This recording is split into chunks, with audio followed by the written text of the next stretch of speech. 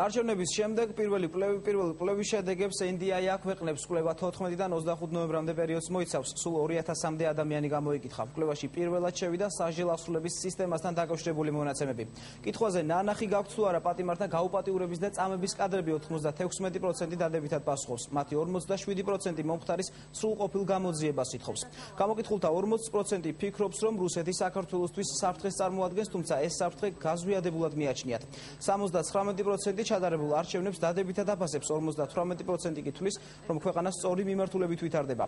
პრიორიტეტებად კვლავ დასაქმება, ჯანდაცვის ხელმისაწვდომობა და ტერიტორიული მთლიანობა სახელდება. კვლევა მედია საკითხებსაც შეეხო. მედია კითხვებში ტელეკომპანია იმედი არ შევიყვანეთ, რადგან როდესაც ჩვენი კვლევა საველე სამუშაოებს გადიოდა, იმედ საინფორმაციო მაუწყებლობა შეჩერებული ჰქონდა. რაც შეეხება მეცხრე არხს და მაესტროს, წინა კვლევებთან შედარებით მაღალი პროცენტული მაჩვენებელი აქვს. სავარაუდოდ შესაძლოა ეს მასტქერის უკავშირდებოდეს. კვლევის მიხედვით პირველ და მეორე ადგილს რუსთავი 2 და საზოგადოებრივი მაუწყებელი ინაწილებენ.